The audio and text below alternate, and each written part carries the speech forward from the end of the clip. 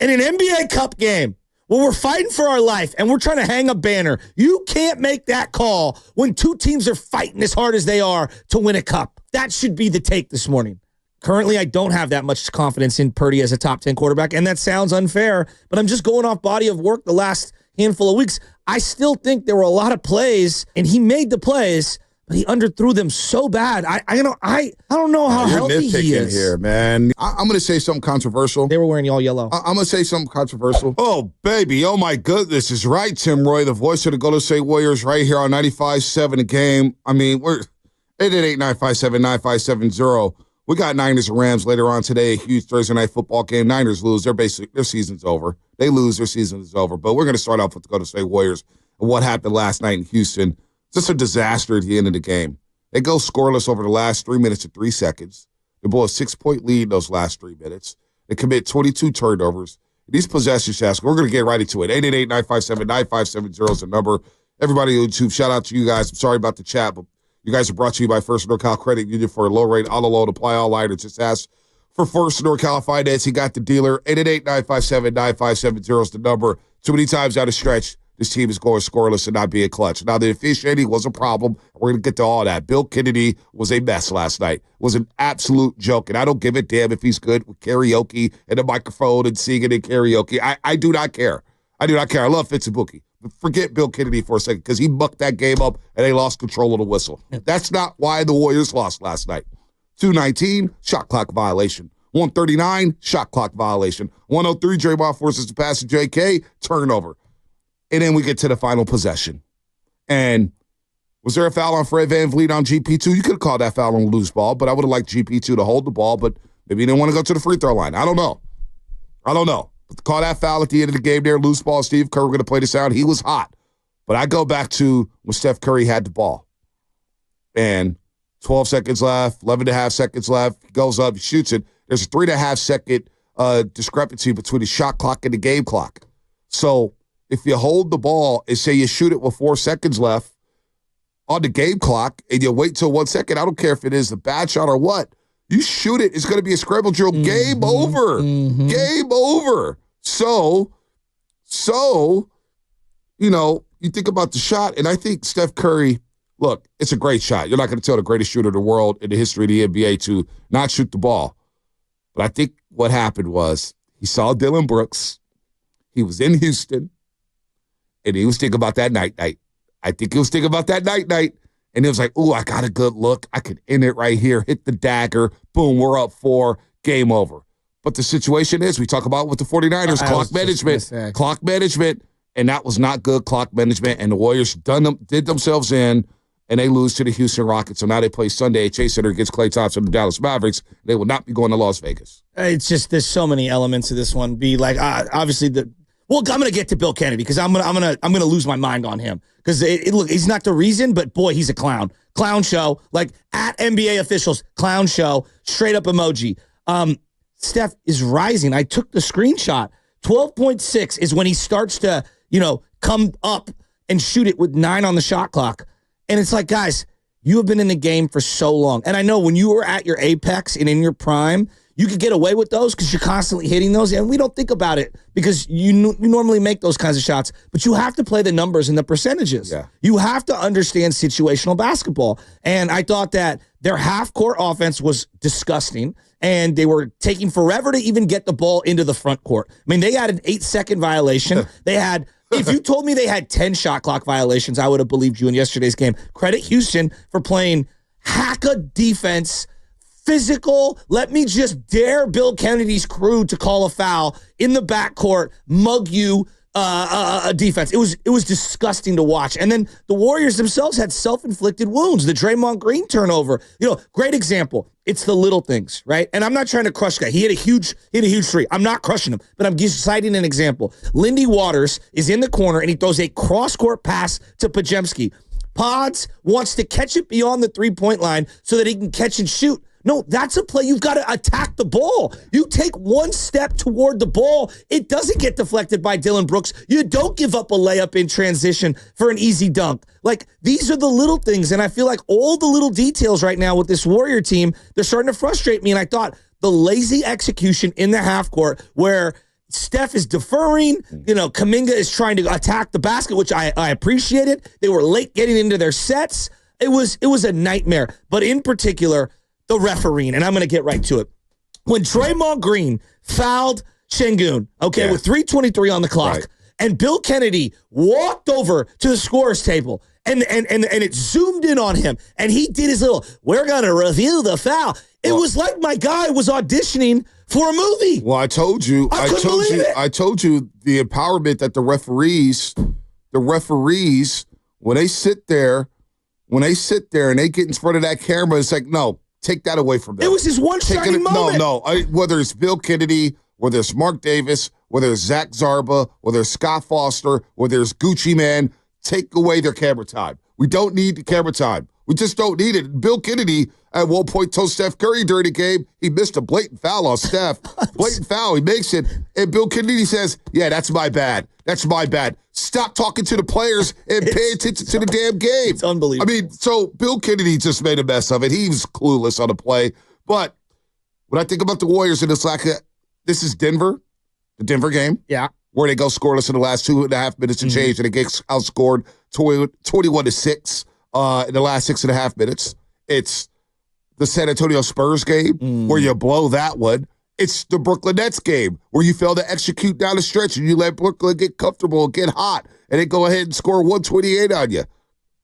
The late game execution is killing this team, and it's surprising to me because you do have Stephen Curry and Draymond Green on the floor. Again, you don't even get shots up in the last few minutes, but to turn the ball over 22 times. And that was something that we always talk about with this basketball team. They averaged 14.7 turnovers a game.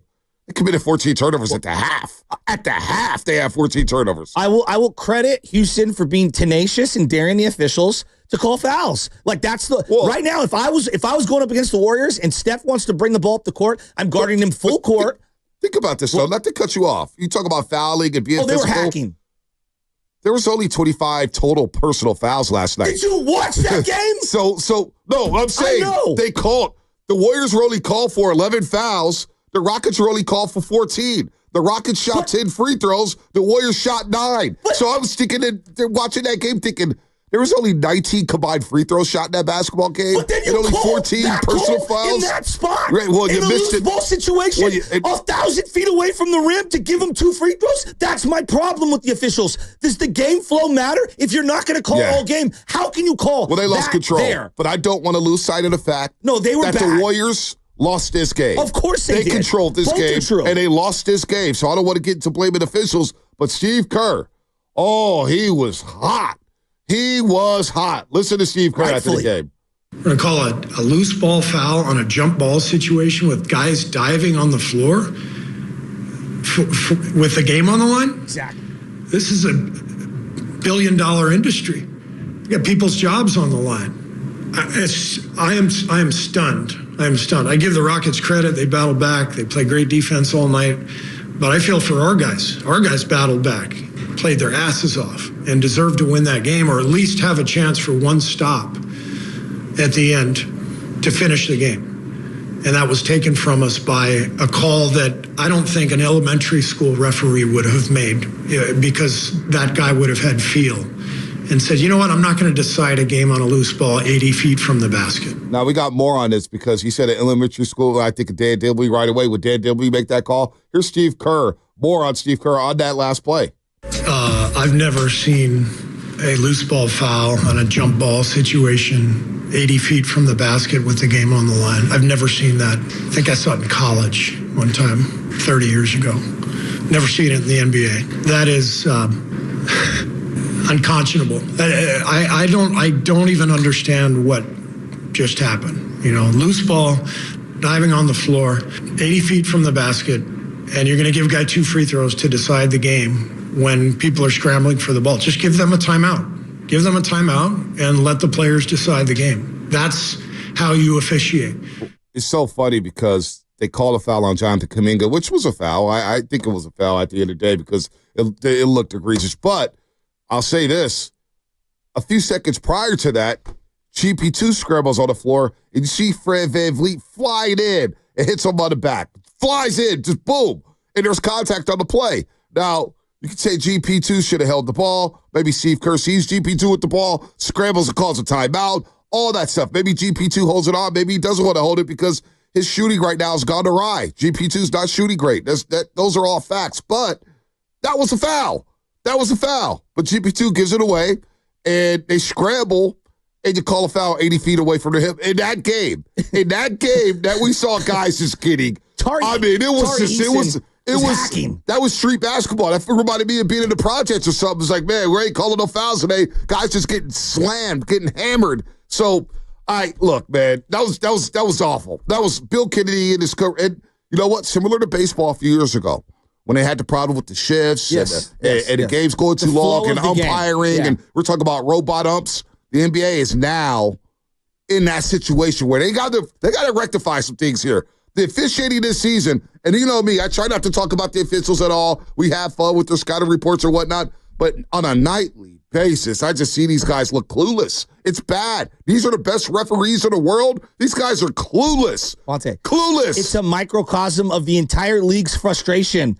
From possession to possession, player to player, we have no clue what's going to get called. No. There's no consistency. There's no feel for the game. Look, each game is its own entity, right? And some games get a little more out of control, and the referees have to kind of, rein things in a little, which I understand. In that game, given the final 8 minutes of it in particular, the way things were flowing, I just thought it was an egregiously horrific call. Just horrific call. And there's just so many things. Now, simultaneously, the Warriors' execution was god-awful. Well, it was god-awful. Both are true to me this morning. Both are true. And I know it sounds like I'm crying over spilled milk over the referees, but this is a consistent theme with this team. We have one of the greatest players of all time. And he never gets calls. And I'm not here whining about it. It's just factual. Yeah. There's no arguing it. When I look at the other contemporaries in the league, just look at the numbers. And you could say, well, Joe, he's a jump shooter. James Harden's a jump shooter. Yeah. He lives at the free throw line. Well, there are other contemporaries who are jump shooters who live at the line. Now, they foul hunt way more egregious than my guy Steph Curry does. But it's just, all we're asking is be consistent. And that's the biggest problem with all of these rules. Your point on the GP2 play. Look, I'm thinking in my head, I know why GP2's out there for the defense, and you're subbing Buddy in and out. But there are times, and you saw it on some of the defensive rebounds, when you have the three-guard lineup, even though GP2 and Pods play bigger than their actual size, it's tough to corral these long rebounds. Even on the inbounds play, I want to get to that, too, because with 3.5 seconds left. Did you like Loon going in against Şengün instead of Draymond? Because I know in retrospect, people were critiquing it. Şengün had a solid night.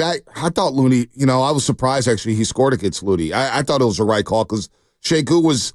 Look, I thought Draymond was making Şengün work, but you could tell the physicality there and the length of Şengün was giving Draymond a little issues, but he played some great defense. Draymond was phenomenal defense. He got a horrible block call. No doubt. I didn't really have an issue with that. I understood that play. I understood what Steve Kerr was doing. What I didn't understand, and nobody's really asked about it, is the last 3.5 seconds, side out of bounds, and Brandon Vučević's inbounded the basketball. I thought that situation, maybe you go to slow-mo. Now, slow-mo has only played 3 minutes and 55 seconds last night, but he's a hell of an inbounder, and he's a hell of a passer.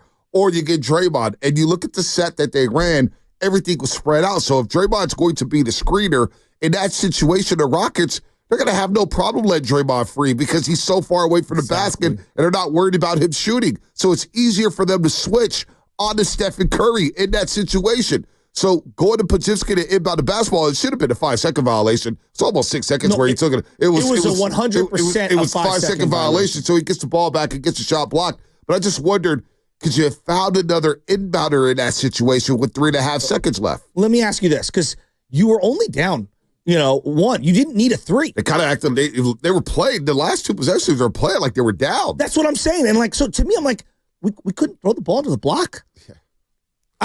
It wasn't 1 second. It was 3. And so, no. And again, these are all things that I think about, like, as a coach, and I'm not pretending like I'm like Steve Kerr, but like these are situational basketball plays. Who is the inbounding is very important, right? You want to have someone with a little bit of height so they can actually throw over someone. I thought Slow-Mo, 6'9". He's a hell of a passer. He's a great passer. He's a hell of a passer. I thought in that situation, boy, you could dust off Kyle Anderson here. Especially when Pods is struggling to shoot from the outside. Now, he did hit a big three, and I thought he had some hustle plays. Like, he was trying hard. He is not the reason that they lost this game. But these are all the little things that you Monday morning quarterback yourself when you're a coach. I would have liked to get something going downhill in that situation. I agree. Everything and attacking the rim. You see the set. They all started damn near at half court. So I didn't like it wasn't a great ATO in my opinion. Now, Steve Kerr knows a hell of a lot more than I do, but I wasn't a big fan of that situation. But the game was also the prior possession. You got to have better clock management in that situation. Here's what Steph Curry had to say if he shot too early or not. Man, Dylan was hawking the whole 94 feet, and when you find a little bit of space, I shoot that shot all the time. And obviously the way it went down, loose ball, or the 50-50 ball into a unreal loose ball foul that changed the game. So definitely probably a couple seconds too early. I like the shot if we make it. If I make it, we're on a plane to Vegas. So I live with it, but tough way to end. See, here's my counter to Steph in that. Like, Steph, you're great, and most rules don't apply to you. Like, I'm being totally real. Like, the shots you take at times, you can do it because you're one of the greats. Right. But in that situation, the double step back, as he likes to do, that's always there for him. It's always there. But I just thought he went to the attack. Yes. If he would have just kept dribbling towards half court with Dylan Brooks in front of him, Dylan Brooks is liable to foul you anyway. If you bring down the clock, because first of all, when the possession started, I said, boy, there's only about 3.5 seconds, a 3.5 second difference between the shot clock and the game clock. And I'm thinking to myself, oh, you could just hold this down. Now, let me take you behind the scenes. I'll take you guys behind the curtain at NBC. Because we're scrambling because we're getting mic'd up for the post-game show. We know immediately if they win, there's going to be a post-game interview. If they lose, we got 30 seconds. Soon as the game's over, Fitzpatrick can go off for about 30 to 45 seconds, and it's boom, it's showtime. So we're watching it. Three hard possessions preceding. It's tough to comprehend. You're like jotting down things. You make sure you got your rundown right because we're at the demo, right? We call it the demo where we're standing up. So it's like, all right, let me make sure I got everything down for that opening block. Call it the demo. Demo wall. You like that? I do like that. So we're scrambling, right? So I'm thinking, I'm watching. I'm like, wow, that felt like a little early. Felt like a little early. I said when he started to go back, I'm like, no. So I didn't even know what was going on Twitter. 24-second. You had two 24-second violations out of the 3 possessions prior. I would have just taken a 24-second violation in that situation. So we kept running it, right? And second block of the show, we're running the play again. I said, if Fezzi's talking about the half glass, well, I say, Fezzi, I got to cut you off for a second. And I'm looking at the play, and I go, we haven't touched on this yet, but did Steph shoot that too early? There's 11, 12 seconds. He was rising up 12. I think the shot was done when he was 11 seconds. I think you're right. So anyway, 8 seconds left on the 8 seconds. 6. The fact is, it was too early. Yes. There's only 3.5 seconds difference on the shot clock and game clock. And I thought, damn, if he waits until maybe 5 seconds, you shoot it. Ball's coming off the rim at about 3 seconds. There could be a scramble drill there. 100%. Game over. The Rockets aren't good enough offensively to get a quality shot. They don't know what the hell they're doing out there. They're not a good offensive team whatsoever. They're either going to foul you or blow the game anyway, and you're going to Las Vegas. So I just thought it was a little – and Steph's right. He takes that shot. It's hard. Trust me, it's hard to even bring that up on television about Steph Curry, really the franchise. I'm going to do this. But Bully looked at me and goes, that's a great point. Because if you play the game situation, game management, in that game, you get a scramble situation, game's over. Greg Maddux has talked about this. I couldn't pitch in my late 30s the way I pitched at 31. Right. And it's the same thing with Steph. I love you, Steph. We all love you, Steph. We know you're superhuman. But there are times you got to play the math. Yeah, no doubt. You just have to. You got to play the math, man. And I think what it was, Steph deep down inside, he saw Dylan Brooks in front of him, who's an irritant. It's a really good point. And he probably wanted to say, oh, I'm going to embarrass him. I'm going to go night-night, and we're on the way to Vegas, and everybody would have been hyped up off the night-night heading to Vegas for the NBA Cup. So the Warriors lose. They get knocked out of the Emirates NBA Cup, 91-90. They tie season low for 90 points. They scored 90 points last Friday against Minnesota, so their offense needs to be cranked up. They had no Andrew Wiggins. Now they play Klay Thompson and the Dallas Mavericks. We're going to get more into this. Our show thread yesterday, I'm getting ready for the show, and I just see a bunch of Star Wars text, right? And I'm completely lost. I'm like, why don't you guys just use your thread that you guys use without me that you have, whereas between you three, it's just text there. Much like Anakin Skywalker, as Obi-Wan called him out in Revenge of the Sith. So you are lost. Right. Yeah, I was lost, but I was like, why don't you guys just use a thread that you guys the usually rising use tide without lifts me? all boats in the harbor. Well, because you knew you were hard at work, so you weren't checking on the thread anyway. You don't so check. fine. Well, it was Warrior well, games. no, it was text. It was hitting my computer because That's on you. You got to silence those notifications. No, that's not on me. No, it was silenced, but it just get the battery. I find your lack of faith disturbing. So me and I'm seeing lightsabers, and I'm seeing this, and I'm seeing that. I was like, In fairness, I only tweeted the one thing that the court reminded me of Darth Maul, and then I did not respond after that. sorry. wow, No, you no, were no, just 'cause you you were know, 'cause I was so doing this. defensive. I was in this my morning. bag. You were so defensive this morning. I was? Yeah, you just throwing Shaskin on the bus saying, "Oh, I only did I did one do? tweet. My name is Bennett. I ain't in it." Well, I was no. like, why did you guys just use a thread that you use without me that you guys always use? Well, that Remember you just guys takes a made lot like of time. Do you want us Why? talking like separately without you? Well, you guys usually We do like it, to right? include you, Bonte. No, you guys usually do it. I almost left the conversation with the Star Wars. It's like, what the hell is going on here? You're going to leave the Morning Rose conversation. I don't almost even know did. where we're I at. almost I did. just- this is- Almost did. I told you I leave conversations. I got no problem doing that. I'm joking, guys. It's fun. Or do not. Don't get so. There is no try. Do or do not. Just don't Star try. Wars. Just do or do The not. court Bonte. last night was ridiculous. Like, it was ridiculous. I know we want to do Smurf turf, and I know that was at Eastern Washington. Some other team has Eastern the red. Washington has a red turf. Yeah. That's turf.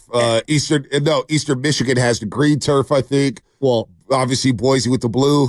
isn't all turf green? That's a joke, okay? I know. But point being is It's that, like dark gray. It's like charcoal gray. this is the Something problem weird. with some of these courts. The red is shiny because of the lights that are above it, and so it reflects poorly, and it doesn't look good on television. It just doesn't. And so, like, when they do these floors and these courts, like, I love the concept of, oh, this looks different. This must be an NBA Cup game. That's what they're going for, which hey, more power to you. It's branding. I get it. It was hideous. But it looked terrible. Well, Steve Kerr had a great line. He said, what was it? Feels like I'm going into the depths of hell. It was a great Inferno? line. It was a great line by Steve Kerr. And by the way, not only was the court Say bad, Bonte's Inferno. Wow. thanks for cut me off for that one. That's a 5. That though. is Sorry, I had to run. I apologize, I Bonte, think but we I should had to build get a that one segment off. now around that. Go ahead. Bonte's Inferno. No, let's not do Who's that. on fire in sports? That's a Let's not do that. great. It really I is. love that. I don't like it. Wow. I'm sorry, I Bonte. mean, I love it, that but was on me. I did all of the fact that I got cut off. But go ahead, continue. Bonte's The Inferno. fact that I got cut off. It just happened. At first, I got worried about Shasky doing it. Now I got Lupton. He's been Kingsdale. How Bonte Hill gets cut off. Well, I don't even know what I was going to. I was going to tell you. Oh no, So, the we're talking sound. That's Brad Gilbert. What's up, Brad Gilbert? Sorry, I'm on air. So we go to Fitz and Bookie for the crossover, and Fitz goes, whatever you're saying, Bonte, I can't hear it because apparently everybody in Houston is deaf because the music is too loud. And he was already irritated because the sound system inside the Toyota Center was loud. So it's like, oh boy, it's going to be one of those games. Fitz he's not in the mood because the sound system's too loud for pregame warm-ups. He's like, turned down. They're playing turned down for what? They're turned up already. It's the Emirates NBA Cup, Fitz, maybe, but story kind of lost its luster after Bonte's Inferno. Now I'm rattled. Go ahead, Chesky. The appropriate take this morning should be in an NBA Cup game. Well, we're fighting for our life, and we're trying to hang a banner. You can't make that call when two teams are fighting as hard as they are to win a cup. That should be the take this morning.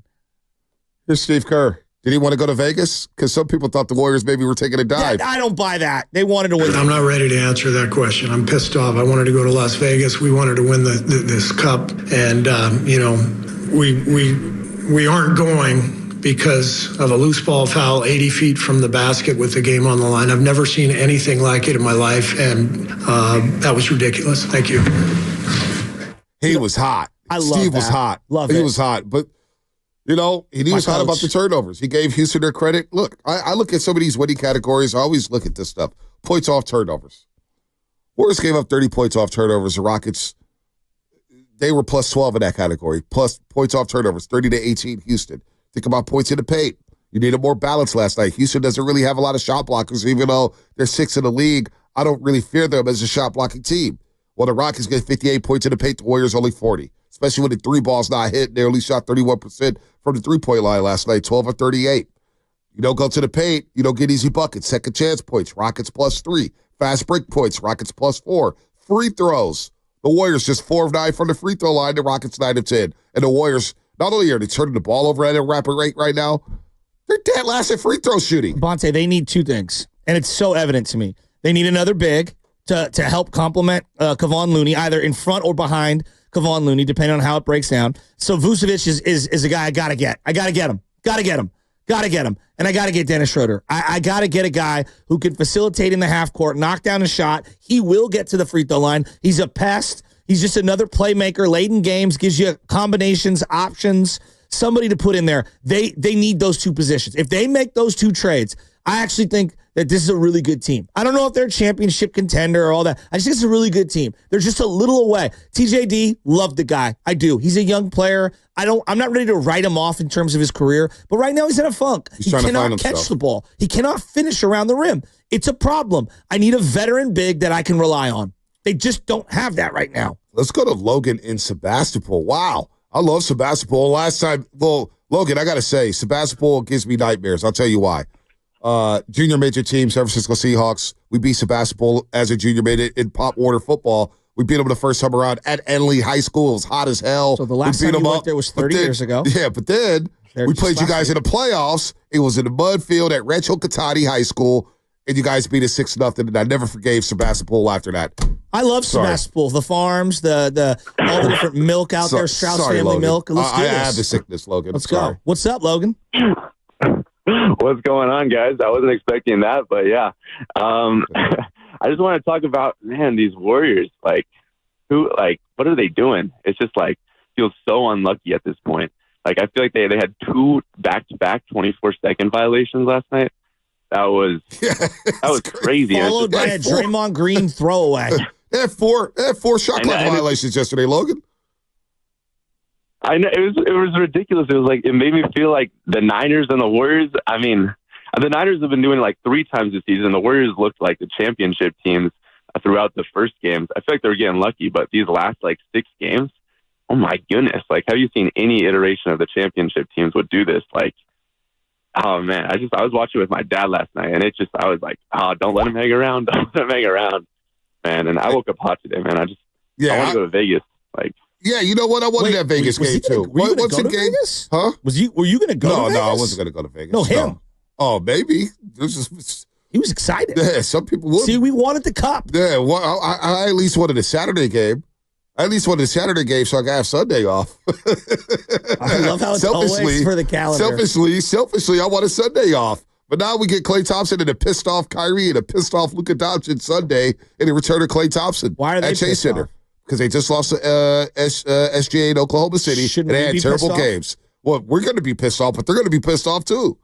So we're going to have 2 pissed off teams. So it should make for a great game. But you know what? Right now, we don't have Anthony Melton.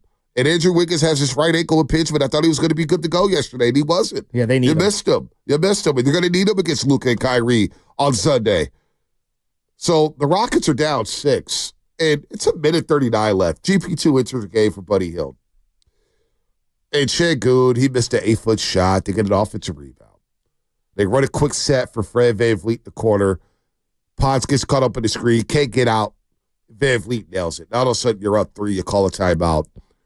And I just don't get the late game execution. We're starting to see, this is starting to be a theme. Well, they wanted to run a high pick and roll with Draymond multiple times in the final few possessions. And I don't want to see Kuminga go flashing to the corner. I want Kuminga to be the high ball screener because I want Kuminga going downhill. Exactly. Not Draymond Green. Not that Kuminga is this excellent 3-point shooter, but teams honor him a little differently than the way Draymond is. And it felt like Draymond was gun shy. He had a corner 3 with the shot clock winding down. I want to say it was about 4 seconds left on the clock. He passed it up. Shot clock is going down. He starts dribbling because he realizes it, and there's nowhere to pass, and he takes that finger roll in the lane for an air ball. It's a tough possession, but I think a confident Draymond just shoots the 3. But to your point, if you're going to run pick and roll, this is where, a lot of Warrior fans for many years, run pick and roll with Steph, run pick and roll. JK is the perfect pick and roll partner for him because he does get downhill and he does get aggressive. And I want JK to stay aggressive. I want him to remain aggressive because I know he went 2 of 6 from the free throw line yesterday. Adam and SF was hitting me up. Oh, Kuminga the free throws. Kuminga was solid last night. We got to get off Kuminga's back Hit a here. huge I'm hearing Huge too much three. slander towards Kuminga. Kuminga's playing his ass off. All right, he's playing his ass off on both sides. And let me throw this at you. Steph let me throw is this the at one who had a people. bad stretch at the end. Guys, Right. it's okay to say it. No, the Kuminga slander is getting out of control. And I hear it way too much. Way too much. This guy's a player. Do not let Pat Riley get his hands on him. I'm telling you right now, do not let Pat Riley get his hands on JK. So, games played where you play over 30 minutes, right? Franz Wagner's having a hell of a season at Orlando. He's had 193 games in which he's played 30-plus minutes. 193. Wow. Kuminga, how many games has he played in 30-plus minutes in 4 years? In 4 years. 100? 36 games in which he's played 30-plus minutes.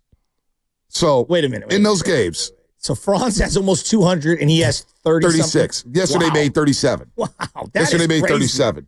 So in those games, That's JK crazy. 33.7 minutes, Franz Wagner 34 minutes. Points per game, JK 20, JK 20.2, Franz Wagner 19.8. In games that he plays. 30-plus minutes. Wow.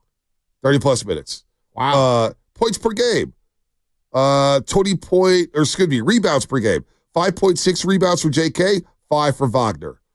So All he's right? more efficient than him in multiple categories if you allocate the same amount of minutes. Here's the efficiency. JK, 55% from the floor. Franz Wagner, 47.5%. 3-point percentage. Franz Wagner, 33.7. JK, with 30-plus minutes of action in 37 games or 36 games entry last night, 42% from 3. Wow. Wow. So the more he plays, the better he gets. If you're not, I mean, just watch the game. We've been watching the Warriors inside and out ever since JK been here. I'm telling you, I've watched so many games where JK will have an atrocious start. Like the OKC game where he just like airballed. Mm-hmm. He was awful in the first 6 minutes of the first quarter. It's like one of his worst starts of his career. But then you look at the end of the game, you're like, damn, JK's hooping. JK's balling. Okay, you need JK out there. JK's playing out there, and he's so worried about getting yanked whenever he makes a mistake, and he's trying to play his ass off. He's not getting foul calls.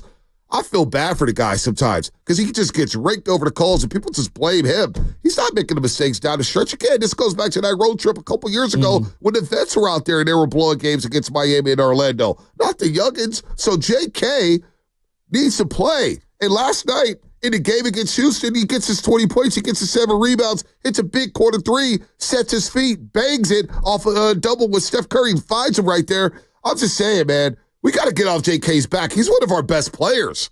He's one of our best players. Now, is he a max player right now? Probably not, right? No. But you really going to flip him and Wiggins for Jimmy Butler and think you're going to be better? No. Come on, man. Let's go, folks. Get off JK's back. You know, like the more and more I've thought about this, I don't know who said it from the station yesterday. It might have been Steiny. Because I want to make sure that I'm giving them credit. Like, just say it out loud. Do you trust the 35-year-old core of Steph, Dre, and Jimmy Butler? It sounds good. I don't, though. Like, you're starting to see some depreciation. And no one's saying these guys are done and they're washed. But, like, these guys are older. You're on a tightrope here, you know? Like, and here's the other thing. And they need to come to this realization. They need JK to do more down the stretch for them. And they need to empower him more down the stretch.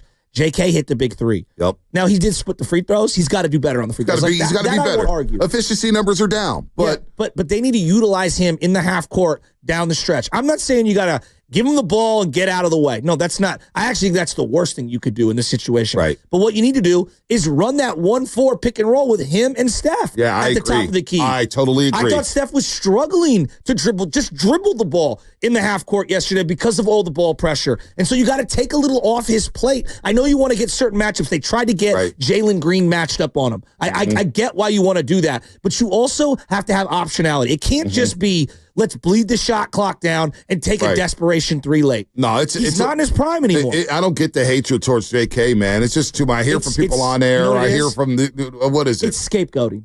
Oh, because that's what you're it is? afraid to acknowledge that the greatest player in franchise history, Steph Curry, can come up a little short. And it's okay. Like, look, man, I love Barry Bonds, one of my favorite players ever. He had some poor playoff performances. Poor, you know? Like, I think A-Rod's amazing. I think A-Rod's the greatest shortstop of all time. He was terrible in the playoffs for I'll the give you longest another time. one. One of my favorite quarterbacks ever. Not only because I'm a lefty, because I loved him. Steve Young. Absolutely. Go look at his playoff numbers. And I also will acknowledge he's not better than certain other players. Right. I love Steve No Young. doubt. I'm so glad you brought up. Like, Steph Curry is one of the greatest players the game has ever seen. He's starting to show a little wear. No one's saying he's done. He's still great and excellent, but he needs a young thoroughbred alongside of him to continue to keep this thing humming. The guy is staring you in the face, Warrior fans. He's going to be imperfect at times. His name is Jonathan Kuminga. Stop criticizing him and empower him. And I would say the same to Dre and Steph and Steve and all those guys. You need him to come along with you. Stop alienating him. No doubt. He's one of your better perimeter. No, I'm sick of it. I'm sick of it He hit the big three late last night. Yeah, no, I'm sick of it, man. I am tired of the JK slander. I hear it way too much. Way too much. Steph was the one who took the shot too early. Too early, exactly. Steph was the one who was dribbling the ball into no man's land. Draymond was the one who threw the ball away last night. Now, teams win and lose, but that team didn't secure a rebound. They didn't play defense out of an inbound. They didn't get a long rebound. They didn't get the loose ball. They did foul. Like, teams do that. Don't blame JK. Yeah, no, we do this way too much. In that game. JK, well, we do this every year. There's always a scapegoat, whether it's the 49ers, Giants, or the Warriors here. There's always a scapegoat, and it's not fair. Not fair at all. Go ahead to 957thegame.com to reserve your spot. You want to get there early. Tables are going fast. They're going fast. But if you get the RSVP and it says, hey, April 30th at 4:30, don't ignore that. It's December 20th from 6 to 10 a.m. You can watch the S show in person. All right. 408 Oreo Cookie. It's a Bruce Willis game, the Fifth Element, doggy. And it's a divisional game against the LA Rams. I ain't going for all that. Well, there's a lot going on. This team ain't won enough games for me to call it the PT game or the Fifth Element game. It's a gotta have it game. That's just basically what it is. Because if you don't get it, you're done. All right? You already got slim playoff chances as it is. If you don't get tonight, you're done. And guess what? The weather forecast says, because I got a situation going on in my fantasy team. Do I start Jordan Love and Matthew Stafford? I have no idea what to do in that situation. I'm rattled. But the weather forecast today at Levi Stadium. From 1 to 4, it's going to rain, 50% chance of rain. Then the sunset's going to be around 4:50, so it'll turn into a night game, a little dust setting / night game. And then at 5 p.m., 55% chance it's going to rain. 6 p.m., 50% chance it's going to rain. And then at 7 p.m., 40% chance it's going to rain. Are you serious? It's going to rain probably for the first couple hours a day. So, when you're a franchise quarterback, thinking of like, oh my God, it might drizzle a little. I don't care. Get the job done. Get the job done. Yeah, I don't want to hear excuses about Brock Purdy playing in the rain. No, I know you're not. I'm not saying you. I'm saying there's beat writers out here, and there's a lot of people say, well, Brock Purdy can't. It's the rain. Well, guess what? It rains sometimes in the Bay Area in December and January. Well, especially when you go on the road. I mean, think about all the different places that are going to be maybe hosting games in the playoffs. Like if Tampa Bay hosts a game, it might rain in Tampa. This time of the year, it's hot and it still rains. It might rain in the East Coast. Obviously, in the Northwest, you might get snow. Did we make, now that I think about the excuses for rain and this and that, did we make excuses for Steve Young when he had to play in the rain at the stick? Did we make excuses for Joe Montana when he had to play in the rain at the stick? No. Why did we do this for Brock Purdy? Well, one of my favorite plays is when Steve ran in that touchdown in the mud and the rain, and he spiked the ball with the old school throwbacks. Philadelphia Eagles. Yeah, it's like an all-time. And he got his ribs cracked. Yeah, it's like an all-time game. He had to wear a flak jacket next week against Green Bay. They got smoked. Yeah, but everyone forgets that game. He played out of his mind. Played out of his mind. So I don't know, man. I'm tired of hearing the excuses. Like, just go out and play well, and this team, like they're saying Isaac Guerrero is going to start, or at least he's planning on playing. I don't even know what that means anymore. It's tough for me to take any injury at face value when it comes to this team because I think that they genuinely try to get these guys geared up to play, but a lot of them just haven't suited up this year. Is Bosa playing? He's questionable. If I had to guess, I would say no. Why? Well, he hasn't played the last 3 weeks. Yeah. It's not about like Bosa, gotta have a game, deep-rooted though. thing with Bosa. It's just he hasn't played for 3 weeks. Gotta have a game. Gotta have a game. We need my guys. Gotta have a game. By the way, 4-on-5, I was not going to Vegas to go to say Warriors. I was going to be here right in the city, so relax. I wanted to go to Las Vegas. Relax with the slander today, because I will flip on you in the heartbeat. But if Brock Purdy can't throw the ball in the rain, then what are we doing here? Like, you got to be able to play functional football. I don't care what the weather is. I don't care. Matthew Stafford, is he going to make the excuse? Well, they're going to throw that ball around the yard today. Well, what they're going to say is they're going to call Brock Purdy the Goldilocks quarterback. Oh. Like the situations have to be just right. That doesn't make me feel good. It doesn't. That doesn't make Puka, Cooper Kupp, Kyron, Stafford. This is one of the stiffer tests your defense is going to have to go up against maybe all year. They're humming. They feel great. They're coming off a big win. They've got their other backup running back, Blake Corum's making plays. Their special teams made plays last week in terms of a block punt. Like, there's a lot going on with the Rams that they would be excited about. Their young players on defense are excelling. Young and Verse, and those guys are going to get after the quarterback. You're probably going to have, I think Trent's already been ruled out, correct? Trent's already been ruled out. So you're going to have Jalen Moore again this week. You know who else is ruled out is Malik Mustafa. Well, he got hit really hard last week. Now you got Tick Brown and Talanoa Hufanga playing safety. Who's playing free? Boy, that's scary against these wide receivers. Here's what Mark Schlereth said earlier this week about both these teams heading into this game. He believes both these teams may be the best in the division. It comes down to the Rams and the Niners.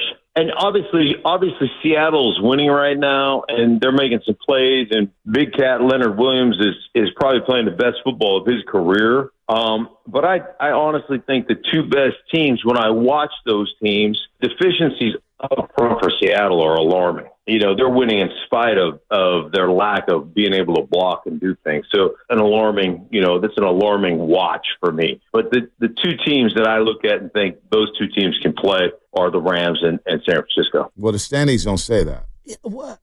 The standings say that. I would ask Schlereth, what games has he been watching? I don't know. Schlereth. No, and I'm not trying to critique him. I'm just what? The Bears game really made you believe like that? Because maybe I'm wrong. No. Well, it's funny that he said that because I think earlier in the interview he said this. Made me think that they're done.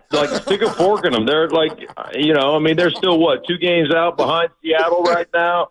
Game out behind.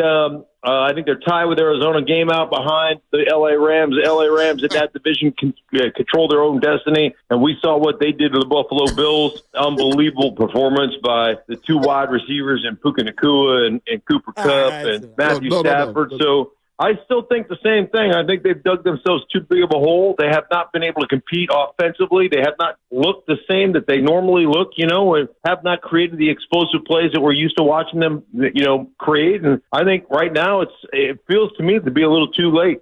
So, well, one of the best teams in the division, the Rams and the Niners, and then the other is stick a fork in them. I'll tell you, Fox Sports got to Mark Schlereth, man. He's around, what's his name? What's the guy from WFA? Craig Carton, who got caught for gambling. Danny Parkins, who I told the boss would not be a TV star. Why'd you hate on him? No, he's great on radio. I don't think he's going to translate on TV. Well, he's got a job now. No making doubt. It work. No doubt. Making it work. Don't root for him. I root for people. I don't hate on people. I root for people. I think he's great on radio. I root for people. I don't like to slander them. It's a hard medium. Listen, Mark Schlereth. By the way, Craig Carton. You want to talk about a guy? So you imagine spending 3 years in prison. Exactly. You get right out, get a job back in radio. I don't want to slander him though, Bonte. No, I'm not slandering him. I root for people. No, I am rooting for him. The American way is unbelievable. He gets a second chance and boom, he's making millions of dollars again. Well, he did his time. Yeah, he did his time. Danny Parker's not bad. They make a good trio. But my point is, Mark Schlereth. How many minutes of that show have you watched? Oh, well, we're doing the show, so it's always on during here, and I don't go back and watch it. I'm not ready to answer. It's on when we're on, so I'm locked in. Who's the starting running back? If Garendo can't go, it's Patrick Taylor Jr. I don't even know who that is. Well, he's been on the roster all season long. Okay. What? Do you know a fun fact without Googling? No, about I don't Patrick know a fun Taylor fact. Jr.? I don't know a fun fact. What college did he go to? Did he go to LSU? Where did he go to school? Patrick Taylor Jr., he's been on the P squad all year. They lost CMC. Memphis. Undrafted in 2020. Jordan Mason, Isaac Garendo. We're on our 5th running back. Yeah, but you know what? The Shanahan's fine running backs. This is the family business, man. The Shanahan's fine running backs. This has been one of the more. I can't think of a different time where they've had so many injuries to one position group, like CMC, Elijah, Jordan Mason, Garendo, and now you're on Patrick Taylor, the fifth string. fifth string. It's insane, in fact. Yep. They are running the ball well, which is crazy. This is a desperation game. I mean, they don't win tonight against Sean McVay and Shanahan. Against Sean McVay and the Rams. And all the conversation that the Rams do win this game, how many Niner fans are going to be thinking, boy, wish we had our hands on that coach. And that quarterback. Well, if you're McVay, this is a stick in the fork game right through the heart of the Niners season. You could end their season tonight if you're McVay. He ended their season already in the playoffs a couple years back. So this is a big one. And every time that the Niners have had an inflection point in their season, it feels like they've had a primetime game against the Rams and they've showed up. Yep. Outside of that NFC Championship game. It feels like it's galvanized their team. Deebo has risen to the occasion how many times against the LA Rams? Well, George Kittle believes that Deebo's due for a big game. And personally, I don't care who has a big game. I don't care if it's Deebo, Kittle. I don't care if it's Pearsall. I just want them to win the damn game. Keep your season alive. Make me wake up Sunday morning when they play the Miami Dolphins saying, okay, this game means something. Well, is Sunday, the Bears game, is that the aberration or is that the new trend? Well, Can your defensive line get after the quarterback? Because I don't know what it was. Is it just the Bears suck? If you follow it up with a great performance tonight, it's like, all right, now we've got something. If you follow it up and you get lit up tonight, okay, that was clearly a one-off. Well, here's what Greg Cosell said on Willard or Dibs about that Bears win. I thought this game schematically was just high-level brilliance by Kyle Shanahan. I mean, they just ate up those zone coverage concepts of the Bears, particularly in the first half, and that was just the competitive phase essentially ended after the first half. I mean, Purdy threw for 258 in the first half, and I thought that what they did with their route concepts, with their use of shifts and motions, it was just sheer brilliance. I mean, it looked like he knew exactly what he was going to get from the defense, which was probably true, by the way, and they just broke it down. And the Bears played high percentage zone in the first half, and it looked easy. So that's what Greg Cosell thinks about that. Now, what does he think about tonight's game? They're not going to dramatically change who they are. So when you talk about the Rams offense, you know what you're going to get. You're going to get a lot of motion. You're going to get Stafford under center with play action. I think he's thrown the most play action passes under center other than Jared Goff. That's not going to change. They're not all of a sudden going to become a different offense. You're going to get the run game, of course. I mean, this past week, Williams, I think, had 29 carries. Even though he only averaged about 3 yards a rush, he had 29 carries. So you know what you're going to get. You're going to get a lot of reduced splits. It's just a matter of how you handle that. Like, is Nick Sorensen going to make adjustments just based on, hey, I know what we're going to get. We're going to have to do these things better. Maybe we'll adjust in a certain way to try to deal with it. So that's Greg Cosell on this Rams game. They're going to run the 3 wide receiver sets.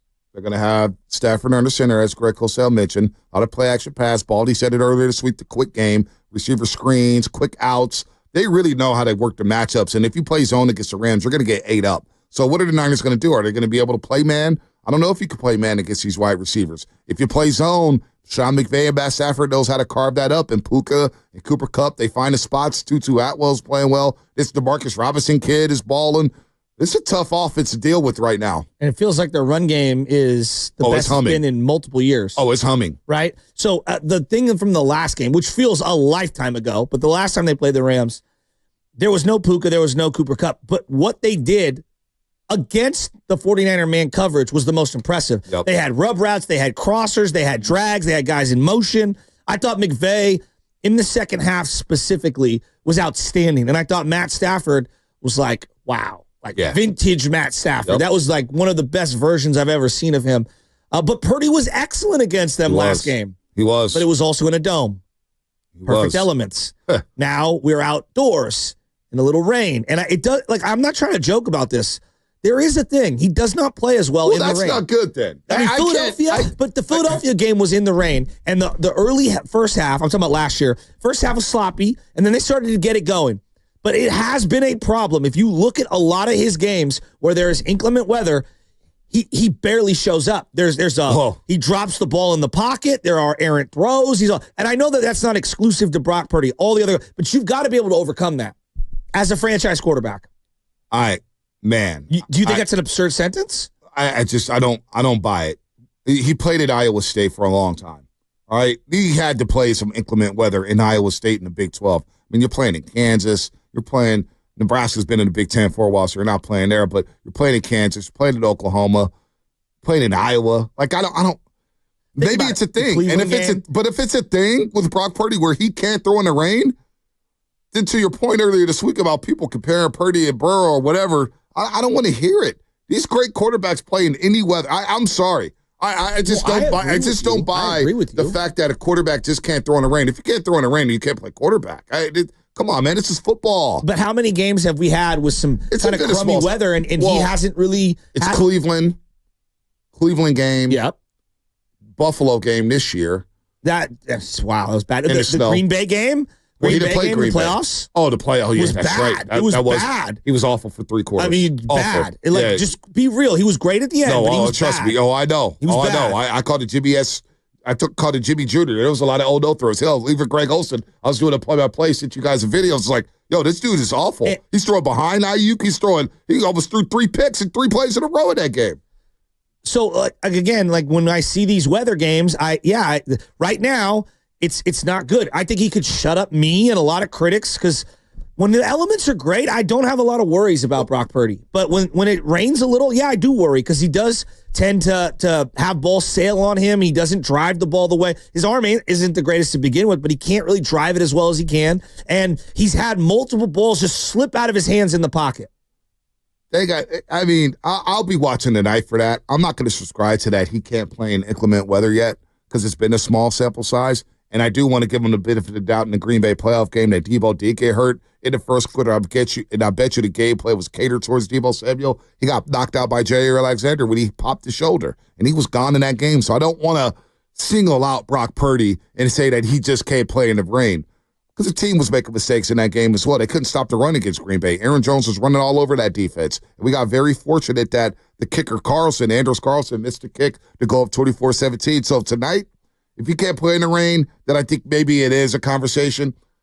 Hey, the Cleveland game, look, we just talked about it yesterday. You talked about Jake Moody missing the game with a field goal. Brock Purdy did help you get in the field goal range. Yeah, but on that drive, the final drive, he threw a horrific pass to start that drive. Well, he also threw a great pass to Brandon Ayuk, who got you in the field goal range. Let's focus on the positives here. I'll reserve judgment on that one. I'm not going to just slander him. I just think it's something to monitor. Yeah, I'm not trying to be a hater. Yeah, it's something to monitor. But, I mean, I'm not going to say that, boy, he can't play the elements. I don't know that yet. There's been such a small sample size. He's played cold weather before and lit guys up. Philadelphia was cold last year, and he lit up the Eagles. Lit them up. I don't know. More so, I'm just looking at the Niners defense. Can they replicate the performance from last week? I think that's so important. Hard. Either Gross Matos had 3 sacks last week. 3 sacks. So is he going to be able to ball out? Is this defense going to be able to get downhill? What's the deal with Drake Greenlaw? Is Drake Greenlaw going to play tonight? I believe D. Winters had his most snaps all season last week. I'd like to see that trend continue. I would too. 888-957-9570 is the number. Do you make a big deal about Brock Purdy playing in elements? I do want to hear from Niner fans on that. Is that concerning for you? Kirk Morrison at 8:15. I do want to pass along this message from the Warriors with Sunday because we've got a lot of moving parts here. And I do want to get to Corbin Burns for a second because I think he's going to be a giant by the end of the week. Watch. I think he's going to be a giant by the end of the week. It just makes way too much sense. Way too much sense. And from here, from some insiders, they say it's basically a done deal. So, but look, if you want to go see Klay Thompson again, the first game was riveting. Go wear your Captain Clay hats. Tickets are available at Warriors.com. Warriors.com. It's a home game on Sunday night. I know we didn't play it for a home game on Sunday night. I wasn't playing it out. I was playing it out working on Saturday to watch the Warriors go to Vegas and win an NBA Cup. And I'm sure there's a lot of Warrior fans who booked a lot of tickets to Las Vegas to go see them play at the T-Mobile Center against Oklahoma City. But that's not happening. They'll play Sunday. So Warriors will get back at it on the court Sunday at Chase Center. 5:30 tip-off. Get some tickets at Warriors.com. That's Warriors.com. It's going to be a hot ticket as Klay Thompson and the Dallas Mavericks are back in town. And we can talk to Jason Kidd, too. He's part of the Laughing Buck Brewing crew. Go say what's up to Jay Kidd, Shasky. What up, Jason? Right on for the hookup. Right on for the connection. But 888-957-9570. Do you subscribe to the fact that Brock Purdy can't throw in the rain? Do you subscribe to that? I just think it's something to monitor. Like, again, he's had some good, he's had some really bad and some awful. It's been a big mixed bag. And the really great quarterbacks, the elite ones, it doesn't matter what the elements are. They show up. Yeah. Period. And I look at Matt Stafford, who is a franchise quarterback who has been doing it for almost 2 decades. He's going to sling it. If you think the elements are going to slow him down in terms of throwing, you're tripping. Do we know if he could play the elements? Because he played the Dome for so many years. And I wonder. He played in that division where the Bears and the Green Bay Packers games are always outdoors. And he didn't win a lot of games up there. I mean, I distinctively remember them winning a late season Green Bay game to get into the playoffs with the Detroit Lions one year in the snow. Did he? Mm-hmm. What year? I don't know. I'm going to look this up. Yeah, it's like a week 16 or week 17 where they were wearing all white. You filibuster here for a second. Because I want to see this here. I'm looking at his game logs all time. All right, against Green Bay, 7-15. During the height of the Favre and I found it right. I think this Green Bay won that game though, but it was a huge game. It was 45-41. Stafford had 520 yards in the snow. Wait, was Matt Flynn the quarterback? No, Matt Flynn was the quarterback. Yeah, that was the Green Bay didn't even play that game. They were bitching. But it was players. Snowing, and he had 520 yards and 5 touchdowns. Green Bay mailed that game in because they had already clinched, right? But they won the game anyways. Yeah, and they won the game anyways with their backups. 15-1. Wow. Yeah, that was a year Green Bay didn't play anybody. 15-1? Yeah, Green Bay won that game with Matt Flynn with their backups. They were 15-1. They didn't play anybody. But the Lions were also a playoff team. They went 10-6, and I think they made the playoffs that year. So. But Green Bay didn't play anybody. But does that diminish it throwing for 520 yards? He played for 500 yards. Great. Good. Let's see Purdy do that. I just think throwing for 500 in any elements is really difficult. I don't care what era it is. That's Even against really backups? difficult.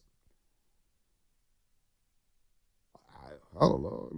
Green Bay didn't have the starters in. The point stands, Stafford's a really good player. Oh, right? I'm not diminishing Stafford whatsoever, but he didn't win a lot of games probably at Soldier Field, right? Did he win a lot of games at Soldier Field? Field? The Detroit Lions for his career. They went to the playoffs once, I believe, in his entire tenure there. It made the 2 greatest franchise players retire early in Barry Sanders and Calvin Johnson. So it's difficult. And look, I was a big Matt Stafford hater. He's won me over these last few years, especially with the Rams, during times when they haven't had their full arsenal. I just think he's an excellent, excellent player. He's a good quarterback. He's a really good quarterback. I was probably wrong. I wouldn't have made the trade for him. But looking back, they got the Super Bowl. It was the right move. And it was probably the right move for Detroit because they got their guy. It kind of jump-started everything that they've got going. It was one of those rare circumstances where it's a win-win for both organizations. No, I'm with you. Stafford's balling. I'm not trying to take away Hill. He's my fantasy quarterback this year, man. He's been on a heater. There's no doubt. Stafford could spin it, man. He's tough. And there was one we over. It's not the way he throws the ball or the way he's connected with Cooper. It's his toughness. That joker in that playoff game against Detroit, and then even this year to start the season off, he got hit over and over and over and over again, and he just stood in that pocket and he slung it. And he slung that rock all around the yard. Hell, that impressive win to end Tom Brady. We didn't end Tom Brady because Tom Brady ended up coming back, but to go to Tampa Bay and win that playoff game before they beat the Niners in the NFC Championship game on the way to the Super Bowl, to throw to Cooper Kupp when Tampa Bay came roaring back, and you're thinking, boy, the Rams are going to choke. And he throws to have the kahunas to throw that bomb to Cooper Kupp. Wow. Foul called on Johnny Kuminga. Guy hits both free throws. They lose the game. And then you got the 49ers versus the Rams tonight. So sports is percolating here in the Bay Area. Absolutely percolating. And we want to hear from you guys, 888-957-9570. We just talked to Kirk Morrison, and it feels like the Rams are fired up. They're ready to go. They've got their full arsenal of weapons. Matt Stafford's playing great football right now. McVay's rallying the troops. Puka, Cooper. You got Kyron Williams. Their offense feels good, but the underrated part of this team, even though the Bills put up a ton of points, it felt like they were chasing. I feel like their defense isn't getting a lot of love. Defensive line is really good with these 2 rookies out of Florida State, Fisk and Verse, and I got to watch them last year being a Florida State fan, changing games.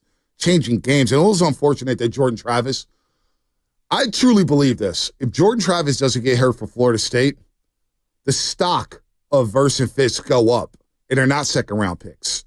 I believe they're first-round picks if they get an opportunity to play in a college football playoff game. I believe Keon Coleman, if he gets that showcase in a playoff game, he's a first-round pick. But these Rams defensive linemen, and Young is really good, number 0. Yep. They're a tough bunch, man. They're a tough bunch. And they get up 38-21 on Buffalo and take away their run game and force 3 and outs. That's all you got to do. You got to keep these teams from scoring. So Josh Allen was incredible late in that game, but it was too little too late.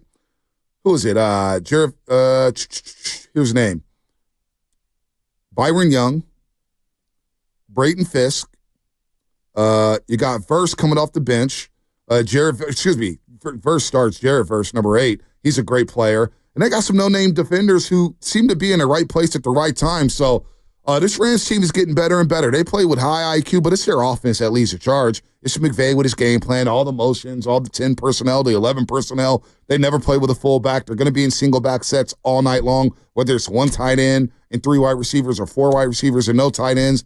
It's a tough bunch. I wonder how much they're going to try to run the ball with Kyron Williams, because in week 3, the way they ran the ball, he only averaged like 3.5 yards a carry in that game, but it felt like it was effective running. They stayed ahead of the sticks in that football game, and it felt like they wore down that 49ers defense in week 3. Well, I think in the second half of the Bears game, it gets lost because they had such a big lead. But the Bears getting effective run game going really kind of opened things up for their passing game, and they went a little no huddle. If I'm the Rams, you got to think that they're going to go no huddle here on the Niners. They're not deep on defense. You know, you can dictate personnel. You could stay in control. You allow Matt Stafford to kind of call everything at the line. That's what I would do if I was them. Mixing it up. I think you're going to see a lot of screens. Every time the Niners have faced the Rams, they love throwing the screens, tight end screens, running back screens, wide receiver screens. The Niners have failed to tackle in space, and I would continue to see that as a problem. The Niners haven't been a good team all year. When they played Tampa Bay, they had a losing record. Tampa Bay's coming on and surging. I think they're going to win the NFC South. They feel like a different team today than they were when we played. No doubt. So why should we expect the Niners to show up for this game when they haven't showed up for games like this all season long? And then when I mean not showing up, I don't mean not playing hard, because I think they play hard. They haven't played 4 full quarters. They haven't played full. They've been inconsistent. Lack of execution, like the Warriors down the stretch. Lack of execution. I think the urgency is there. I think they've played hard, but they just haven't executed at a high level. So why should we expect anything different today against the LA Rams when they haven't showed it basically all season long? Because the minute that they hit rock bottom against Buffalo, it feels like this team has kind of picked themselves up. It's one game. They have to go out and prove it. And that's kind of the go back to you got to kind of prove it to us fans. Like, we're going to support you. We're going to be out here trying to rally the troops, but you got to rally us by showing us. Boy, it'd be nice to have Deebo Samuel have a big game. You know, I know it gets lost, but when they were up in Seattle, that first quarter touchdown that he had, that long run, I mean, think about that on primetime on a Thursday game. That galvanized that team. And he was screaming and yelling into the stands. It felt like they rode that momentum for multiple quarters. I would just love to have some Deebo moments early in this game. I would too. But I just want to win. I want to see how Brock Purdy executes in this game. 888-957-9570 is a number. What's your thoughts on tonight's game? What's your key to the game? Turnover battle, first downs, third down defense. This is where I get worried against the LA Rams and Matt Stafford. Third down defense has been a trope. Now, last week was great, right? You played against Caleb and the Bears. Yeah, 4 straight third downs in which you register a stack. Great third down defense in that game against Chicago. But that's been the outlier, because all season long they've been very, very disappointing on third down when it comes to getting off the football field. To me, that is the biggest key on the money down. Can you not only keep the Rams behind the sticks, keep them in third log situations, but can you get off the damn football field on third down? That, to me, is imperative. You don't get off the football field on third down, it's going to be a long night. I mean, you could say that for every single game, but more so the 49ers, because they're one of the worst teams when it comes to third down defense. I love playing this exercise, calling out. As in, I need this person to have a big game. Who would you call out on both sides of the ball? Everybody.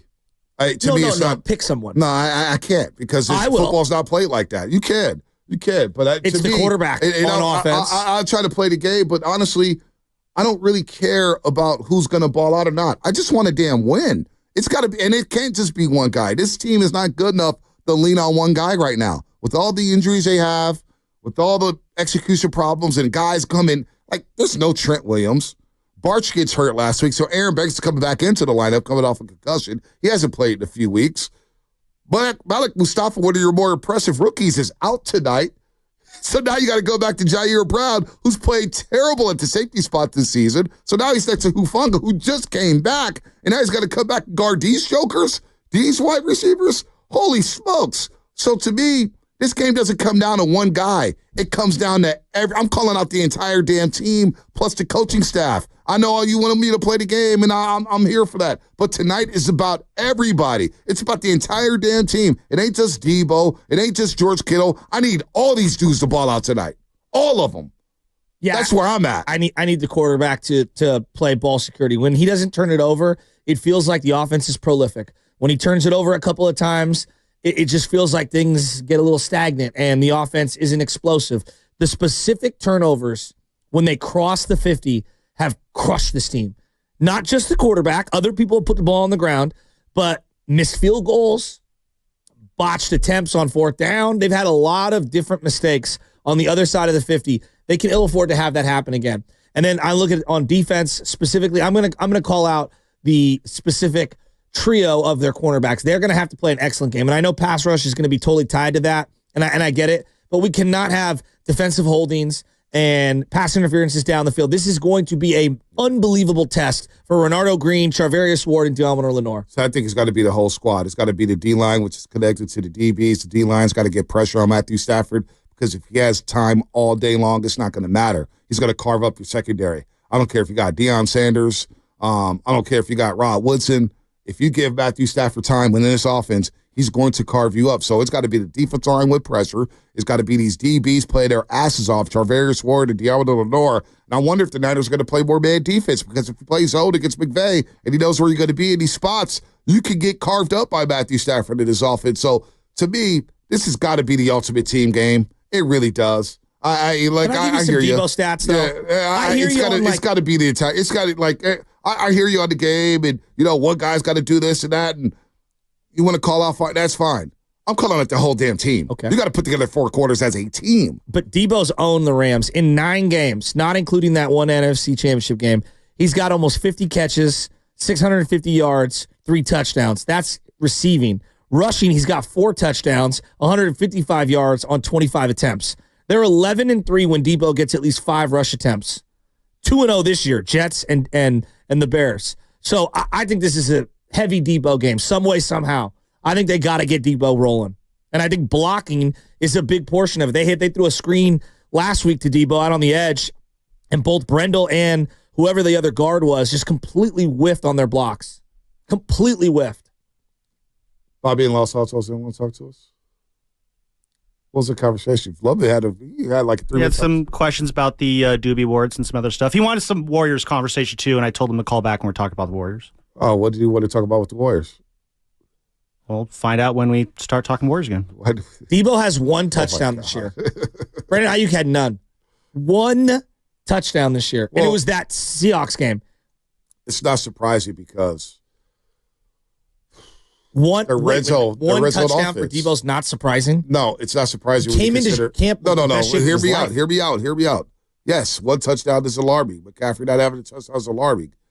But they haven't scored in the red zone. So when we play this out and we're in December and we look at the way they've executed the red zone, yeah, it's not surprising anymore because they don't score touchdowns. What would be the amount of money I would have for you to bet to say that CMC, Ayuk, and Deebo would combine for 1 touchdown on December 12th? Before the season, yeah, I wouldn't have bet on that. But as the season is played out, it's like, damn, they don't score in the red zone. Yeah, but even then, you would expect him to break one. Just find a way to break one. I'm shocked that Deebo has 1 touchdown and then Ayuk and CMC obviously none. It's just that's not in my wildest dreams could I have foreseen any scenario where that was possible. Yeah, that's a tough one. We're going to talk to Jake Hutchinson, we're going to get the Niner perspective because he's been down at practice. We'll get all the lowdown on who's going to be in, who's going to be out. Is Greenlaw going to play? Is he going to make a season debut? Do you even want to see Drake Greenlaw? He's going to be a free agent after the season. He will. He will be. Do you think he wants to, we strip away, obviously, he wants to play, he's a gamer, but for his free agency, there is a risk here. You go out there, you don't look so hot with a defense that's not that great. Cost yourself some money. I think they may hold out Greenlaw. I don't know. Well, that's Jake Hutchinson. I don't even know. I have no idea. I don't know because if he doesn't play today and they lose, There's no point in him playing. Who is he playing for? Are you going to take out Devondre Campbell? He actually shockingly had a good game last week. I know. So is he the guy who's going to be the odd man out? I guess. I'm not ready to answer that question. Yeah, maybe Jake. That's for Jake. That's for Jake Hutchinson, our 95.7 Game Insider here at Odyssey. I don't know how you play it out here, but it's a desperation game. And when it's a desperation game, all hands on deck for me. Deebo, yeah, he's got to play well. George Kittle's got to play well. Jawad Jennings has to play well. Brock Purdy has to play well. Jennings had a monster game. The offensive line has to play well. They have to give this guy, and this defensive line, when you don't have Trent Williams and you got Aaron Banks coming back and Jake Brindle struggling and Colt McKivitz, it's a dangerous defensive line to go up against today. A dangerous defensive line in the LA Rams. That's why I think running the ball and ball control and the short controlled passes around the line of scrimmage, that's why I keep coming back to Deebo. I think he's going to be vital, and I think Kittle's going to end up blocking a lot more than we want him to in this game, and that bothers me. Jennings had the monster game against them down in LA. Can you imagine that? George Kittle just has 6 catches for 151 yards on 6 targets. And think about what you just said. George Kittle may be in blocking today. Okay. That would be criminal. Okay. Think about that, Spinoni. Would that be criminal? I agree, but you also don't have your Hall of Fame left tackle. Well, you have a patchwork offensive line. I get it. This is what the coach wants by design. He tells you he doesn't want to spend a lot on his offensive line, and so you're gonna look. It drives me insane. Well, but you're gonna get Kittle blocking more. Gotta have it game in the Super Bowl. He gets 4 targets. No, 3 targets. I think just the 1 catch. What was it? 2 catches? I don't even trying to forget that game. But basically, not involved in the passing game. And he's coming off one of his best games of the season. 6 catches, 151, running wild against the Chicago Bears. And on Thursday, if we come back in tomorrow morning and George Kittle has less than 6 targets, I'm going to be a little pissed off. I'm not going to lie to you. I'll be a little pissed off. I don't care what this offensive line. I need George Kittle in the pass game. He's your most explosive player right now in the passing game. Well, and this goes back to how hard is it going to rain? Are they going to have a tough time just even dropping back? I don't know. I mean, look, that Buffalo game, it felt like a lot of the critique of the play calling is out the window because of the elements. Would you agree? Yeah, but I'm not buying it. Baldy wasn't buying it. I wasn't buying it. Nobody was buying it. I'm not throwing that out. I can't use that excuse. Buffalo's throwing the ball down the field. They're running the ball with effectiveness. I mean, I can't buy that. Football's football, man. You got to go out there and ball out. I'm not here for the weather excuses. They got their ass kicked in Buffalo. They got their asses kicked in Green Bay. Killed. What's your confidence level those 2 right weeks? 73-20? What's your confidence level? 0 to 100. 100 being most confident, 0 to 0 confidence. Probably 50-50. I mean, no. How can it be that high? I don't, because it's a divisional game, and division games are different, right? I'm at 31%. And they dominated. They dominated the Rams in that first game, and then they let their foot off the gas in the fourth quarter. If this comes down to kicking, woo! Yeah, we might be in trouble. We might be in trouble. But they can beat the Rams. It's not like the Rams are light years better than this team. The Niners have talent. They still have talent on that football field, and they have Brock Purdy, who we all believe is a top 10 quarterback in this league. Or do we still believe that? I believe it. I believe he's a top 10 quarterback in this league. So if I got that, and I have Brock Purdy who's making smart decisions, I do believe they have a great chance to win this football game. They know the Rams know the Niners. These are division games. Division games are different. It should be tight. So I do believe, would it shock me if the Niners won? No, not at all. You're asking about Brock Purdy. Would it shock you if the Niners won tonight? Completely shock me. Really? Yes. Yeah, I would. Wow. Well, they've had one good game. Would it shock you, Spinone? One good game in 2 months. They would have to do something they really haven't done all season. I agree with that. Yeah. I agree with that. And your point about Brock, and we can not see eye to eye on this, but Brock Purdy, top 10 quarterback. I think we say things like that flippantly. And really, I believe 8 through 14 fluctuates so much week to week, month to month. If you asked that same question earlier this season, I would not have had Baker Mayfield higher than Brock Purdy. Currently, today, I have Baker Mayfield higher than Brock Purdy because of the fluctuation, like confidence level of how I view someone. You asked me a year ago, I would not have had Jared Goff above Brock Purdy. You asked me today, I do have Jared Goff above Brock Purdy. I think it's fluid for some of those guys in that 8 to 14 range. And yeah, I don't Currently, I don't have that much confidence in Purdy as a top 10 quarterback, and that sounds unfair, but I'm just going off body of work the last handful of weeks. I still think there were a lot of plays, and he made the plays, but he underthrew them so bad. I don't know how healthy he is here, man. He went 20 and 25 for 325 last week. Guys were wide open. But you know what? He's got to hit him there. Jawan Jennings. How many times did we see Jimmy 70 steps? Dude, how many times did we see Jimmy Garoppolo miss wide open guys? This guy's good. Brock Purdy's throwing for over 3,000 yards. He's on pace to possibly throw for another 4,000 yards. Okay, he's got the 15 touchdowns and the 8 picks. But the completion percentage is getting back up there. It's at 67% again. He was at 69 last week. I still believe Brock Purdy's a top 10 quarterback. I look at everything around him. How can you be great on a consistent basis when, we all admit it, you're not great without a great offensive line, right? The offensive line last season was really good. I believe it. Even though the metrics may say something different, I believe the offensive line was solid for the most part. Trent Williams been in and out of the lineup. Aaron Beck's been in and out of the lineup. So is Tristan Wirfs and Chris Godwin. Yeah, but I'm not looking at that. I'm looking at the way the Niners were playing. No, I'm not. I hear all that. And when Baker Mayfield didn't have Mike Evans and Chris Godwin, guess what? They lost a lot of football games. Yeah, they did. They lost games. They got their asses kicked in Tampa Bay. But now they got those guys back. Receiver now. But they have Mike Evans. Beat you without anyone. You know, Stafford won. Stafford's a great quarterback. Stafford's great. I'll give him that. But at the same time, did Stafford beat the Niners or did the Niners blow that game? I thought Stafford. The Niners blew that game. To me, the Niners blew that football game.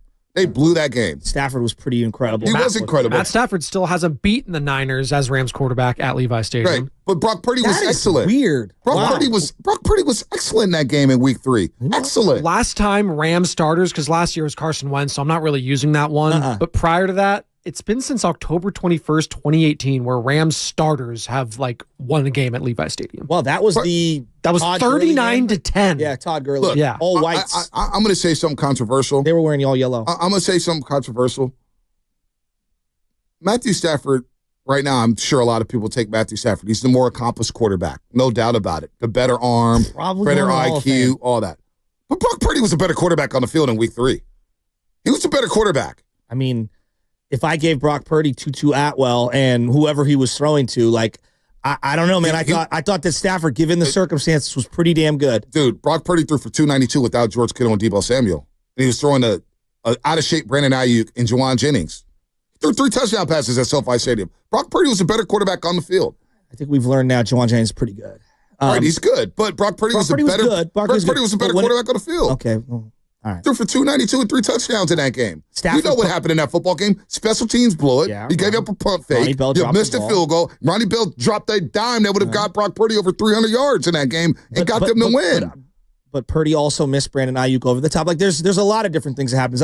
Look, man, when it's winning time, you are down on Brock Purdy. I can't believe it. He's had a kind of underwhelming season by the standards of what he did last year was so impressive. Well, I thought he could build on it. But don't you think that not having Christian McCaffrey? Of course, but that's the NFL, Bonte. But no, not having Deebo Samuel in and out the game. George Kittle, Brock Purdy's making $1 million this year. Josh Allen's throwing to Mac Hollins, for Christ's sake. Brock Purdy's making $1 million this year.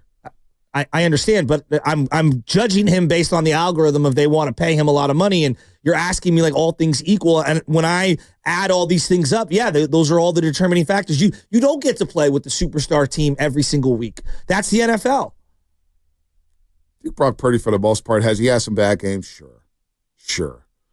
I think Brock Purdy's been solid. If I told you heading into this year, okay, he would have 15 touchdowns and 8 interceptions, and the team would be 6-7. I think it would be wow, what the hell happened? Yeah, but I would say that if everybody was healthy. But everybody's not healthy. Deebo's been healthy. But Kittle missed a couple games early. Still running the ball at over 4.5 a clip. Kittle missed a couple games early. Did he not? It's the end. Everyone is hurt. I'm just saying, but when you look at this offense and the way they function, we can't look at it the way Tampa Bay runs their team and the Rams runs their team. The Niners run their team definitely different. Their system is completely different than a lot of teams in this league, and the way they function is different than a lot of teams in this league. I just think the way they depend on Chris McCaffrey and Deebo and George Kittle, it impacts the quarterback. And then when you have your left tackles now playing up the far, that affects the quarterback. The quarterback I think Brock Purdy's had a solid season. I believe in Brock Purdy to be a top 10 quarterback. Has he played like a top 10 quarterback through whatever week this is in the NFL. But you could pick apart every quarterback. I'm just Has asking. Jared Goff? Yeah, Jared Goff's been one of the. Threw 5 interceptions in a football game. You're threw 5 asking me. He's picks. been probably one of the, I don't know, top 5 MVP Jalen Hurts, has he candidates. played top 10 quarterback all season long? Jalen Hurts, I don't know. I think Saquon has been. Jaden Daniels hasn't. Well, Jaden Daniels has fallen off, absolutely. Right. We're talking about Saquon Barkley, who helps out Jaden. Think about it. He's got Saquon Barkley helping out the offense. but he was also missing A.J. Brown We saw and- Christian McCaffrey do that. We saw Christian McCaffrey. A.J. Brown is throwing a hissy fit out there in Philadelphia despite winning due to the quarterback play.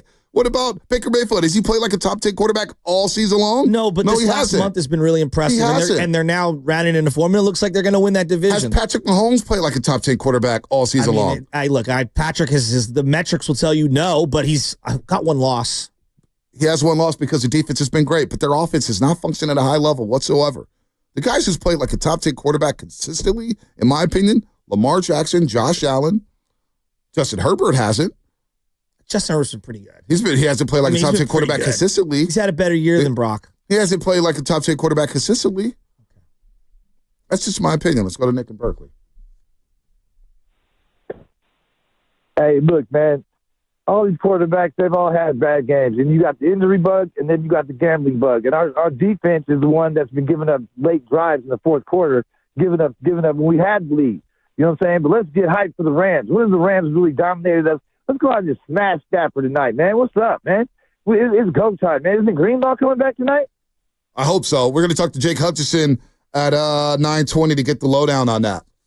We got to get fired up, man. Nick, get this fan base fired up, man. Well, you're worried and scared, and it's the damn L.A. Rams. What's happened to beat L.A., man? It's a game day. We're out here like... Well, when it's been winning time, Kyler Murray has beaten them in crunch time. Geno Smith has beaten them in crunch time. Like, we can just go right down the list. And that's on the defense. That's on the defense on getting stops. Again, they're 27th in the league in third down stops. The 5 teams that are worse than the Niners in terms of getting off the field on third down: Carolina, Atlanta, Arizona, Indianapolis, and Jacksonville. Not a good. And Cincinnati's right above the Niners. Guess what? All these teams, Carolina, Atlanta, and now Arizona, who don't look like a playoff team, they're not going to the playoff. These are not playoff teams. You have to get off the football field on third down. And The all defense those hasn't been good, but I think the offense is also underwhelmed, specifically like in these fourth quarters and these second halves, given that they still have some personnel out there that can make things happen. I mean, the defense got to make a stop, right? I mean, the Niners, they got to make a stop, right? They have to. Let's go to Mark in Oakland. What's happening? Good morning, roasters and roastettes.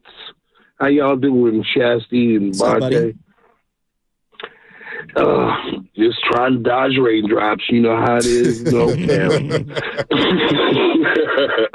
But anyway, fellas, look, Purdy is definitely our guy, because if you look at all the quarterbacks we had to go through to get to him, starting with who's that kid out of Iowa that they picked in the 5th round?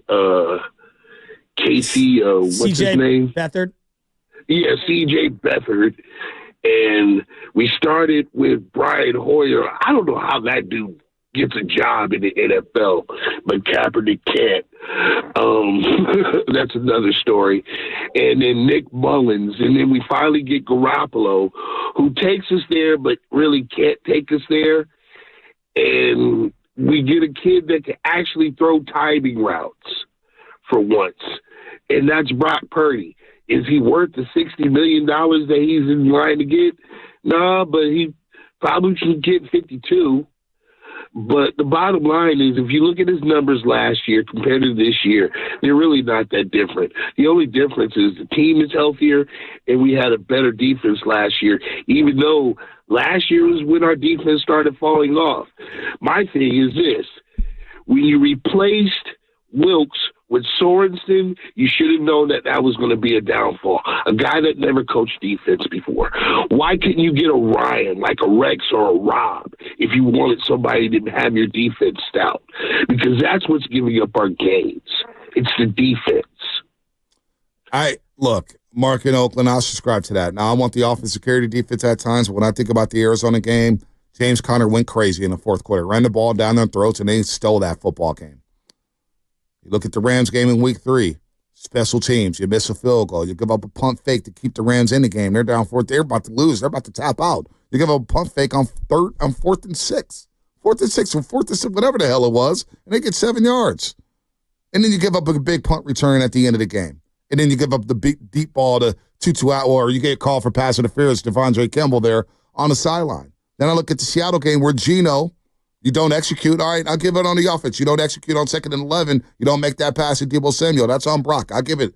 But then you allow Geno Smith and company to go right down the field to steal that game. That's 3 division games right there. That should have gone your way. And we're singing a different tune. Well, they had the ball in their hands, and they could have ended the game. Could have. I agree with that. I mean, but man, can the defense, they get paid too? Can they pick up? Can they pick up the offense every now and then? It's a team game. Time for the legal. That's all I'm saying. Brock's been all right. Brock, you know what? Brock is not. I'm not. When it comes to the list of worries on this football team, Brock's not even in my top 15. Not even close. I feel good about Shanahan and Brock moving forward. Now, can my receivers get separation off the line of scrimmage? Does that matter? They have the lowest separation rate, the wide receiver room in the league. If you want to be one of the $60 million quarterbacks, we're making a lot of excuses. He's had a good year, not great. Last year was unbelievable. It's okay to critique a little. He's been good, not great. He's been up and down at times. I don't know why everyone has to do cartwheels. No, we're not. State the obvious. I'm not doing cartwheels over Brock Purdy. I'm not giving out Capri Suns or fruit snacks. I'm just telling you what it is. Don't be confused by the facts. The wide receivers are the worst in the league at getting separation. The worst. You also have one of the best run games in the league.